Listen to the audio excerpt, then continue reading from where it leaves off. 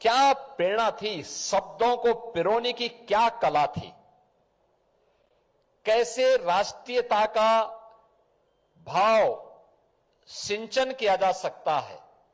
मेरे सामने जब ये प्रस्ताव श्री नीरज कुमार जी ने मेरे पास भेजा था, एक पत्र भेजा था, और हमारे कृषि मंत्री मेरे पास आए थे कि ये कार्यक्रम क्या हो सकता है। मैंने कहा कि कार्यक्रम हो सकता नहीं, कार्यक्रम होना है, आप तिथि तय करवाइए और मैं चाहता हूं कि उस दिन मैं यहां मौजूद रहूं, उस दिन मैं यहां पर मौजूद रहूं। आज तो दिनकर जी की पावन पुण्यतिथि भी है और इसीलिए आज उनका स्मरण हम सब के लिए उनकी साहित्यिक सेवा के प्रति कृतज्ञता ज्ञापित करने का भी एक अवसर है।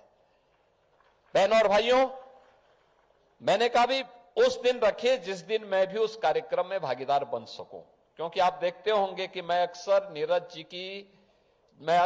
दिनकर जी की उन काव्य कृतियों में से कुछ अंश लेकर के विरोधियों पर प्रहार भी करता हूं। आप देखिए, उन्होंने उस बात को देखा है, समझा है।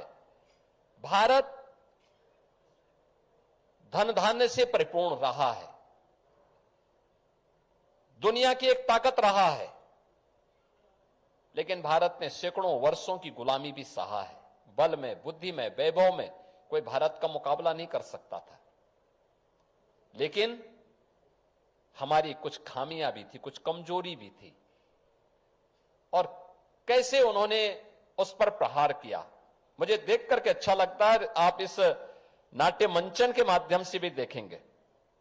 उन्होंने रश्मिरथ में ही लिखा है, ऊंच नीच का भेद न जाने माने वही श्रेष्ठ ज्ञानी है, दया धर्म जिसमें हो सबसे वही पूज्य प्राणी है। और जातिवाद पर कैसा प्रहार किया है दिनकर जी ने।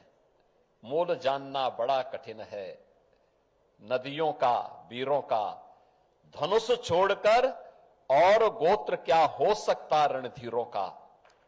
पाते हैं सम्मान तपोबल से भूतल पर सूर, और जाति जाति का शोर मचाते केवल कायर क्रूर। हर भारतीय के लिए प्रेरणा है। याद करना, अगर अपनी आजादी को, भारत की स्वाधीनता को लंबे समय तक, अनंत काल तक बनाए रखना है और विकसित और आत्मनिर्भर भारत की परिकल्पना को साकार करना है, तो जातिवाद के नाम पर देश को लूटने वाले, समाज को